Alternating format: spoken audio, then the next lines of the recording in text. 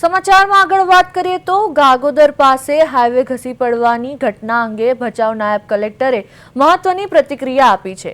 તેમણે જણાવ્યું કે હાઈવે પર વર્ક કામગીરી ચાલુ હોવાના સમયે જ અચાનક વરસાદ ખાબકતા કાચી માટીના કારણે રસ્તાની એક સાઈડ ઘસી પડી હતી। આ ઘટનાને પગલે વહીવટીતંત્ર તાત્કાલિક એક્શનમાં આવ્યું છે અને નેશનલ હાઈવે ઓથોરિટી ઓફ ઇન્ડિયાના જવાબદાર અધિકારીઓને જરૂરી સલામતીના પગલાં લેવા માટે કડક સૂચના આપી દેવામાં આવી છે। વાહનોની અવરજવર દરમિયાન અન્ય કોઈ જગ્યાએ આવી દુર્ઘટના ન સર્જાય તે માટે ખાસ તકેદારી રાખવા જણાવાયું છે। આ સાથે વાહન ચાલકોની સુરક્ષા માટે ઘટના સ્થળે તાત્કાલિક બેરિકેડિંગ કરવા અને સાઇનબોર્ડ લગાવવા અને લોકોની સલામતીને સુનિશ્ચિત કરવા માટેના તમામ જરૂરી આદેશો વહીવટીતંત્ર દ્વારા આપવામાં આવ્યા છે।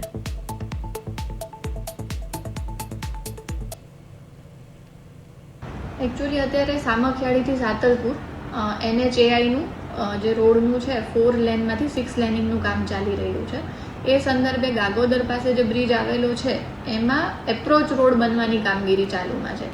એટલે જે એપ્રોચ રોડ બનતો હતો એનું કામ એ લોકોએ 2 થી 3 દિવસ પહેલાં જ શરૂ કર્યું હતું અને હજુ કાચું માટી કામ થયું હતું એમાં વરસાદ આવી ગયો અને વરસાદના કારણે જે માટી કાચી હતી એટલે થોડી ધસી પડી છે નીચે।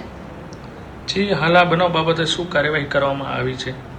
અમારી પાસે અલગ અલગ મીડિયાના સોર્સથી જે રીતે વિડીયો અને બધું ધ્યાને આવ્યું છે એટલે અમે લોકોએ NHAIનો સંપર્ક કર્યો, એમને જણાવી દીધું છે કે આપના દ્વારા આ બાબતે જે કંઈ પણ કાર્યવાહી કરવાની થતી હોય, જો રસ્તા ઉપર કોઈ વૈકલ્પિક રસ્તો આપવાનો થતો હોય ત્યાંથી અથવા તો બેરિકેટિંગ મૂકવાના થતા હોય, સાઇનબોર્ડ લગાડવાના થતા હોય, એ જે પણ કાર્યવાહી કરવાની થાય કે જેના કારણે ત્યાંથી જે પબ્લિક અવર જવર કરે છે એને કોઈ નુકસાન ના થાય કે કોઈ જાનહાનિ ના થાય એ બાબતે પગલાં લેવા એમને જણાવી દીધું હતું।